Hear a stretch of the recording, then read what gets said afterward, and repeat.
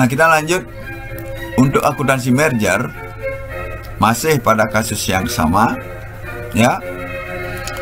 Di sini asumsikan tanggal 31 Desember 2000A, kombinasi bisnis merger antara PT ARI dan PT RRI sebagai entitas yang tetap beroperasi, yaitu PT ARI menerbitkan 50.000 lembar saham biasa dengan nilai nominal per lembar 9.000, atau total nilai nominalnya adalah 450 juta, tetapi tanpa nilai pasar, untuk memperoleh aset bersih PT RRI. Biaya pencatatan dan penerbitan 20 juta dan biaya langsung lainnya 40 juta. Nah, bagaimana kalau ini di jurnal pada 3 metode akuntansi? Nah, seperti biasa kita hitung dulu aset bersihnya yang diakuisisi, terutama dalam hal ini PT RRI, itu nilai wajarnya adalah 825 juta. Pertama, pencatatan biaya langsung 40 juta dan biaya penerbitan. Oke, ini sama aja dengan sebelumnya. Untuk metode pembelian yang 40 juta diakui sebagai investasi, yang 20 juta diakui sebagai beban ditangguhkan. Sedangkan pada metode akuisisi, yang 40 juta diakui sebagai beban lain dan 20 juta diakui sebagai beban ditangguhkan. Sedangkan pada metode penyatuan kepentingan, seluruhnya diakui sebagai beban periode atau beban lain. Nah, perhatikan di sini penerbitan sahamnya yang 50.000 lembar ini adalah ada nilai nominal tapi tanpa nilai pasar. Berarti kalau dia tanpa nilai pasar, maka nilai saham itu akan ditentukan oleh aset bersih yang diterima dari perusahaan yang diakuisisi. Dalam hal ini adalah PT RRI. Jadi tergantung pada aset bersih nilai wajar PT RRI yang 825 juta. Oke. Sedangkan untuk penyatuan kepentingan tetap dicatat berdasarkan nilai buku. Sehingga jurnalnya untuk metode pembelian investasi PT RRI dicatat 785 juta. Itu kenapa? Karena total investasi nilainya itu harus sama dengan 825 juta, yaitu nilai aset bersih PT RRI, karena sahamnya tanpa nilai pasar. Sehingga investasi atas penerbitan sahamnya sendiri itu merupakan selisih dari nilai aset bersih wajar PT RRI 825 juta dikurangi biaya langsung yang dicatat sebagai investasi 40 juta. Sehingga investasi untuk penerbitan sahamnya itu dicatat sebesar 785 juta. Sedangkan untuk modal sahamnya itu dikredit sebesar nilai nominalnya. Kemudian beban ditangguhkan dikredit 20 juta, sisanya tersebut merupakan tambahan modal di setor. Untuk metode akuisisi, investasi dicatat sebesar nilai wajar PT RRI karena sahamnya tanpa nilai nominal. Modal saham dicatat sebesar nilai nominal, beban ditangguhkan di kredit 20 juta, sisanya adalah tambahan modal di setor. Sedangkan untuk metode penyatuan kepentingan sama, yaitu dicatat sebesar nilai buku. Ya, untuk investasi PT RRI-nya yaitu sebesar nilai buku ekuitas PT RRI. Sedangkan modal sahamnya, khusus untuk modal saham, itu dicatat sebesar nilai nominalnya. Nominal saham yang diterbitkan yaitu 450 juta. Nah, padahal nilai buku daripada modal saham PT RRI itu adalah 500 juta. Berarti ada selisih kurang modal saham yang tidak dicatat di dalam jurnal ini, yaitu sebesar 50.000. Sehingga nilai buku modal saham yang tidak dicatat dalam akun modal saham ini akan diturunkan ke modal disetor. Sehingga modal disetornya pada nilai buku PT RRI-nya 40 juta ditambah dengan 50 juta, yaitu nilai buku modal saham yang tidak dicatat sebagai modal saham. Sehingga tambahan modal disetornya dicatat atau diakui sebesar 90 juta. Sedangkan untuk saldo labanya itu dia dicatat sebesar nilai buku. Nah, penerimaan aset bersih dalam kombinasi bisnis ini seperti biasa, ya, yaitu mendebet aset dan aset bersih dan mengkredit investasi PT RRI.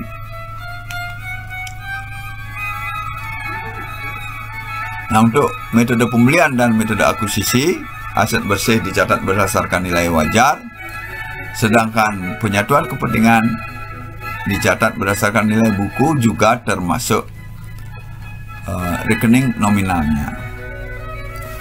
Ya. Untuk metode pembelian dan akuisisi itu yang dicatat hanya atas aset bersih rekening realnya saja.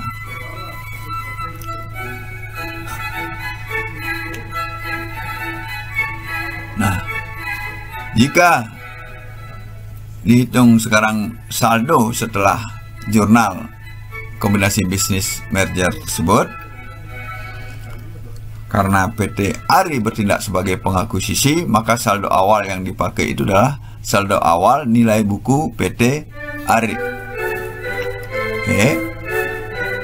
Selanjutnya kita masukkan jurnalnya dan kita hitung saldo setelah jurnal masing-masing akan seperti ini. Oke.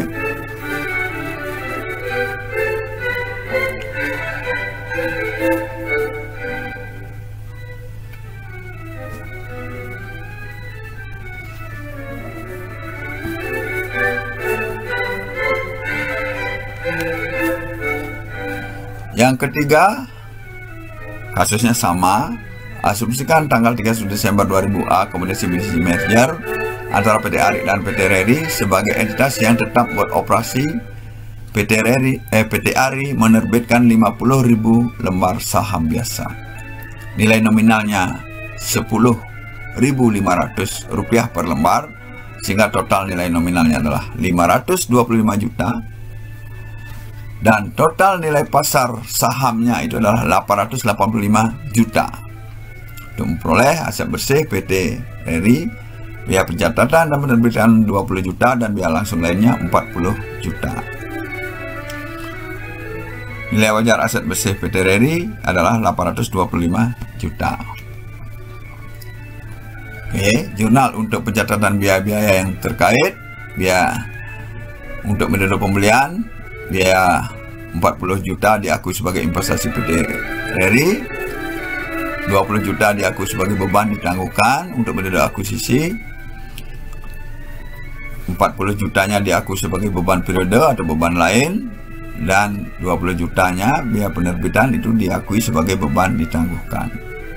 Sedangkan metode penyatuan kepentingan, seluruh biaya transaksi atau yang terkait dengan akuisisi tersebut dicatat sebagai beban periode atau beban lain. Nah, perhatikan untuk pencatatan investasi, ya, metode pembelian investasi PT RRI itu dicatat sebesar harga pasar saham, karena sahamnya ini ada harga pasarnya, ya. Sedangkan modal saham nanti akan dicatat sebesar nilai nominal dan sisanya merupakan tambahan modal disetor. Metode akuisisi juga demikian, investasi PT RRI dicatat sebesar harga pasarnya, modal saham dicatat sebesar nilai nominal, sisanya tambahan modal disetor. Sedangkan untuk penyatuan kepentingan, investasinya itu dicatat sebesar nilai buku, modal saham dicatat sebesar nilai nominal, tambahan modal disetor dan saldo laba itu mengikuti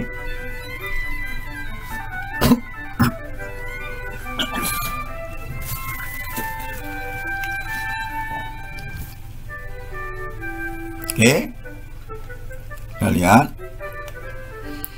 jurnalnya. Metode pembelian investasi diakui sebesar 885 juta, modal saham sebesar nilai nominal 525 juta, beban ditangguhkan di kredit 20 juta, sisanya tambahan modal di setor. Metode akuisisi sama, investasi diakui sebesar harga pasar saham, modal saham dicatat sebesar nilai nominal, beban ditangguhkan di kredit, dan sisanya tambahan modal disetor. Sedangkan untuk penyatuan kepentingan, investasi dicatat sebesar nilai buku ekuitas PT RRI, modal saham sebesar nilai nominal 525 juta. Nah, di sini perhatikan, karena nilai buku saham atau modal saham PT RRI adalah 500 juta, sedangkan nilai nominal yang harus dicatat adalah 525 juta, maka kekurangan daripada 25 juta ini diambilkan dari tambahan modal disetor berdasarkan nilai buku, yaitu 40 juta, diambil 25 juta. Sehingga tambahan modal disetor yang dicatat pada penyatuan kepentingan itu sebesar sisanya itu 40 juta dikurangi 25 juta, yaitu 15 juta. Saldo labanya tetap sebesar nilai buku 110 juta. Nah, sedangkan untuk penerimaan aset bersih seperti biasa, mengkredit investasi dan mendebat aset bersih. Nah, kalau masih ada selisih, maka selisihnya itu akan dicatat sebagai goodwill, selisih lebih, ya kan, dimana pada periode pembelian itu akan timbul goodwill 100 juta rupiah, dan metode akuisisi itu akan menimbulkan goodwill sebesar 60 juta rupiah. Oke.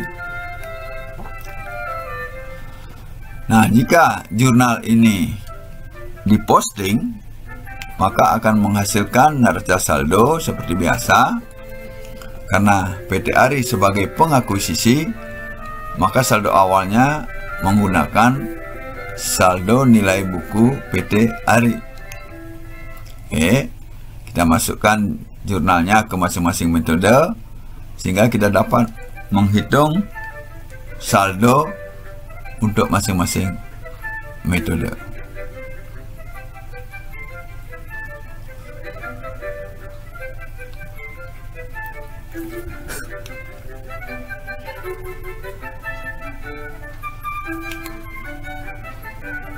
Nah, kita break sebentar, ya. Jangan lupa subscribe, like, and share.